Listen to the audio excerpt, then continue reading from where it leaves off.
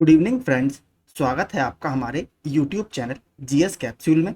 I hope आप सभी लोग अच्छे होंगे और आपकी तैयारी अच्छी चल रही होगी। फ्रेंड्स, आप सभी को पता है हम अपने इस चैनल के माध्यम से यूपीपीएससी, यूपी ट्रिपल एससी और एसएससी से संबंधित अलग अलग अपडेट्स आपको समय से प्रोवाइड कराते रहते हैं। तो उसी संबंध में लोक सेवा आयोग ने अभी थोड़ी देर पहले एक इंपॉर्टेंट नोटिस जारी किया है। देखिए, वैसे तो ये पीसीएस 2023 के मुख्य परीक्षा में शामिल होने जाने रहे अभ्यर्थियों से संबंधित है, लेकिन आप सभी इसको जरूर देखिएगा क्योंकि इसमें आयोग ने कुछ एप्लीकेशन फॉर्म रिजेक्ट किए हैं और उसका बाकायदा कारण बताया है कि इन इन कारणों से हमने इन अभ्यर्थियों के एप्लीकेशन फॉर्म रिजेक्ट किए हैं। तो देखिए, आप ये भविष्य में गलतियां ना करें, इसलिए मैं वीडियो बना रहा हूं कि इन गलतियों के कारण आप प्रारंभिक परीक्षा पास करने के बाद भी मुख्य परीक्षा से वंचित रह सकते हैं। तो जरूर इसको देखिएगा पूरा।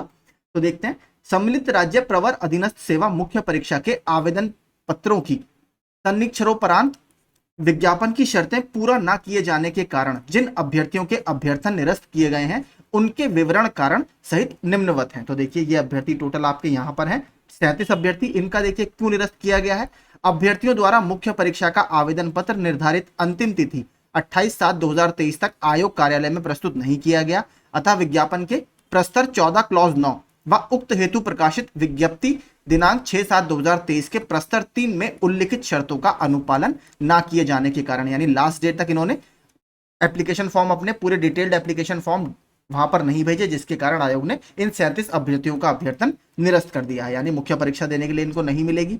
इसके बाद इन 3 अभ्यर्थियों का क्या कारण रहा।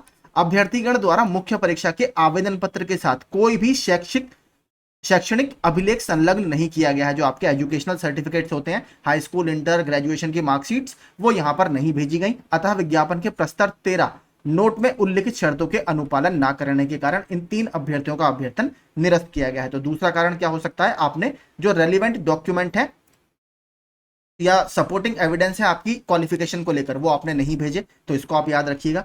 एक अभ्यर्थी का क्या है, अभ्यर्थी द्वारा ऑनलाइन दावे में उल्लिखित जन्म तिथि की पुष्टि हेतु अपने मुख्य परीक्षा के आवेदन पत्र के साथ हाई स्कूल अंक पत्र या प्रमाण पत्र प्रस्तुत नहीं किया गया है। जो आपकी डेट ऑफ बर्थ होती है, आप सभी को पता है, वो जो 10th की मार्कशीट होती है या मार्कशीट कम सर्टिफिकेट होती है, उसके आधार पर मानी जाती है। तो इन्होंने वो डेट ऑफ बर्थ वहां पर प्रस्तुत नहीं किया। तो अतः विज्ञापन के प्रस्तर 14(3) में उल्लिखित शर्तों के अनुपालन ना करने के कारण एक अभ्यर्थी ये है।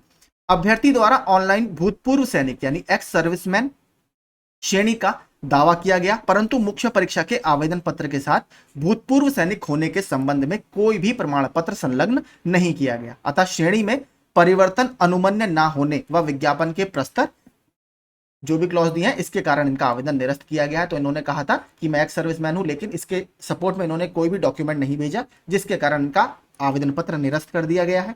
2 अभ्यर्थी ये हैं। अभ्यर्थीगण द्वारा ऑनलाइन में दिव्यांग यानी फिजिकली हैंडीकैप्ड श्रेणी का दावा किया गया, परंतु उसकी पुष्टि हेतु मुख्य परीक्षा के आवेदन पत्र के साथ दिव्यांग यानी पीएच श्रेणी का प्रमाण पत्र संलग्न नहीं किया गया है, जिसकी वजह से इनका आवेदन पत्र अब निरस्त कर दिया गया है। देखिए, कैटेगरीज में आपको फिर बता रहा हूं, रिजर्वेशन जहां पर आपको बेनिफिट मिलेगा वहां आयोग आपको कभी नहीं छोड़ेगा, क्योंकि रिजर्वेशन का बेनिफिट सीधे सीधे आपके सिलेक्शन को अफेक्ट करता है। इसलिए जो कैटेगरी आपकी है, या अगर आपने कोई ओबीसी की जगह कुछ और भर दिया है और आपने उसके रेलिवेंट डॉक्यूमेंट्स नहीं दिए, आयोग आपको नहीं छोड़ेगा। और आप यहां पर देख सकते हैं, चाहे वो पीएच कैटेगरी हो, एक्स सर्विसमैन हो, आयोग ने किसी को नहीं बख्शा और उनका आवेदन निरस्त कर दिया, क्योंकि उन्होंने रेलिवेंट डॉक्यूमेंट जमा नहीं किए। 3 अभ्यर्थी ये हैं। अभ्यर्थीगण की दिव्यांगता की उप श्रेणी एमडी, बीएल, एमडी शासनादेश दिनांक 30/7/2021 के अनुसार प्रश्नगत परीक्षा में सम्मिलित किसी पद हेतु चिन्हित न होने के कारण ये जो दृष्टिगत शासनादेश है 18/4/2022 के प्रस्तर 5 में निहित प्राविधानों के आलोक में अनारक्षित रिक्ति के सापेक्ष विचारित न होने के कारण इन 3 अभ्यर्थियों का आवेदन पत्र इसमें निरस्त कर दिया गया है। ये शासनादेश का इसमें हवाला दिया गया है। बाकी 13 अभ्यर्थी ये हैं। अभ्यर्थीगण ऑनलाइन दावे के आधार पर प्रारंभिक परीक्षा में उप निबंधक, विधि अधिकारी, लोक निर्माण अनुभाग 4, विधि अधिकारी, दिव्यांगजन सशक्तिकरण अनुभाग 3 पदों हेतु सफल घोषित हुए थे। इन्होंने यह भरा होगा, किंतु उक्त पदों की अनिवार्य अर्हता के दावे में समर्थन में इन्होंने कोई भी अभिलेख प्रस्तुत नहीं किया। जो इन्होंने इस कैटेगरी में एग्जाम क्लियर किया प्री में, लेकिन इसके सपोर्ट में इन्होंने कुछ भी डॉक्यूमेंट नहीं जमा कराया, जिसके कारण इनका अभ्यर्थन आयोग ने निरस्त कर दिया। एक अभ्यर्थी ये है। अभ्यर्थी ऑनलाइन दावे के आधार पर प्रारंभिक परीक्षा में उप निबंधक, विधि अधिकारी, यह फिर से सफल घोषित हुआ था, किंतु उक्त पदों की अनिवार्य अर्हता के दावे के संबंध में या समर्थन में विधि स्नातक का प्रस्तुत अंकपत्र निर्धारित अंतिम तिथि 6/4/2023 के पश्चात होने के कारण, यानी जो लास्ट डेट थी आयोग ने कहा था 6/4/2023 तक का होना चाहिए, लेकिन उसके बाद का इनका मार्कशीट है, इसकी वजह से इनका आवेदन पत्र आयोग ने नहीं माना। एक अभ्यर्थी ये है, अभ्यर्थी को ऑनलाइन दावे के आधार पर प्रारंभिक परीक्षा में, यही उप निबंधक विनय अधिकारी, फिर से देखिए तीसरा केस है इसका, ये सफल घोषित हुआ था, किंतु उक्त पद की अहर्ता के संबंध में विधि स्नातक का 5वें सेमेस्टर की अंक तालिका वर्ष 2023 एवं 6वें सेमेस्टर की अंक तालिका संलग्न ना किए जाने के कारण, अर्थात भ्रामक सूचना दिए जाने के कारण, देखिए जब आप नीचे करते हैं डिक्लेरेशन पर टिक, ठीक है, कि आई हेयर बाय डिक्लेयर की ऊपर जो सूचनाएं सारी दी गई हैं वो मेरे नॉलेज में सारी सही हैं, और अगर किसी भी स्टेज पर यह पाया जाता है कि ये सूचनाएं गलत हैं तो मेरा अभ्यर्थन आयोग को पूरा अधिकार है निरस्त करने का। यहां पर देखिए वही वाला केस है, इन्होंने 5वें और 6ठे सेमेस्टर की अंक तालिका नहीं भेजी और इन्होंने क्या किया, एक तरह से आयोग ने माना है कि भ्रामक सूचना दी है, यानी गलत इंफॉर्मेशन हमें दी है, इसके कारण इनका आवेदन पत्र निरस्त किया गया। बाकी यहां पर देखिए ये काफी है, टोटल 84 कैंडिडेट हैं। इनका देखिए क्या है, अभ्यर्थी ऑनलाइन दावे के आधार पर प्रारंभिक परीक्षा में केवल प्राविधिक सहायक यानी टेक्निकल असिस्टेंट भूतत्व पद हेतु सफल घोषित हुए थे, किंतु उक्त पद की अनिवार्य शैक्षणिक अहर्ता धारित ना करने के कारण, इसके लिए जो एजुकेशनल क्वालिफिकेशन थी इन्होंने टिक तो कर दिया, लेकिन इसको ये फुलफिल ही नहीं करते थे। जब इन्होंने डॉक्यूमेंट्स भेजे, आयोग ने पाया कि जो एलिजिबिलिटी कंडीशंस थी उसकी मार्कशीट या उसका जो भी डॉक्यूमेंट है वो उसमें है ही नहीं, तो ये काफी बड़ी संख्या है। देखिए 84 बच्चे इसमें रिजेक्ट हो गए। 11वां ये है, अभ्यर्थीगण ऑनलाइन दावे के आधार पर प्रारंभिक परीक्षा में केवल प्राविधिक सहायक, वही भूतत्व एवं खनिकर्म निदेशालय पद हेतु सफल घोषित हुए थे। उक्त पद हेतु केवल इंडियन स्कूल ऑफ माइंस जो धनबाद में है, ISM and applied geology Dhanbad के प्रायोगिक भूगर्भ शास्त्र में डिप्लोमा मान्य होने के कारण 2 बच्चे यहां पर रिजेक्ट हुए।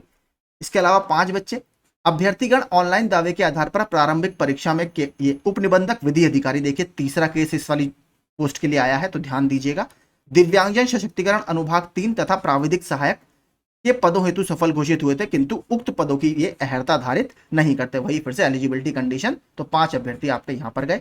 इसके बाद देखिए आयोग थोड़ा सा आपको मौका देगा, अभ्यर्थीगण उक्त अभ्यर्थन निरस्तीकरण के विरुद्ध अपील विषयक प्रत्यावेदन दिनांक 12/9/2023 को शाम 5 बजे तक, तो 12 सितंबर तक आपको टाइम दिया है, अथवा उसके पूर्व सचिव उत्तर प्रदेश लोक सेवा आयोग परीक्षा 3 अनुभाग 10 कस्तूरबा गांधी मार्ग प्रयागराज पिन कोड को पंजीकृत डाक द्वारा अथवा व्यक्तिगत रूप से आयोग के गेट संख्या 3 पर स्थित डाक अनुभाग के काउंटर पूछताछ काउंटर पर प्रस्तुत कर सकते हैं। उक्त तिथि के पश्चात प्रत्यावेदनों पर आयोग द्वारा विचार नहीं किया जाएगा। देखिए होता क्या है, कभी कभी कुछ गलती हमसे हो जाती है, कोई डॉक्यूमेंट लगाने से रह गया, तो उसमें देखिए ये आयोग बिल्कुल खुला है। आयोग ने कहा है कि अगर आपके पास रेलिवेंट डॉक्यूमेंट्स हैं तो आप 12 सितंबर तक आकर आयोग के गेट पर जमा कर सकते हैं। तो जो लोग इसमें लगता है कि गलती मिस्टेक से कुछ डॉक्यूमेंट रह गया तो वो वहां पर जाकर जमा कर दीजिए 12 तारीख तक। तो यही देखिए सारे इंपॉर्टेंट रीजंस थे जिसकी वजह से आपका फॉर्म रिजेक्ट होता है। तो भविष्य में अगर आप फॉर्म भरते हैं तो इन सब चीज़ों को ध्यान में रखते हुए भरिएगा, अदरवाइज प्री परीक्षा निकालने के बाद मुख्य परीक्षा से देने पे आपको वंचित किया जा सकता है। तो ऐसे ही रेगुलर अपडेट्स पाने के लिए आप हमारा चैनल सब्सक्राइब कर सकते हैं। Thank you so much.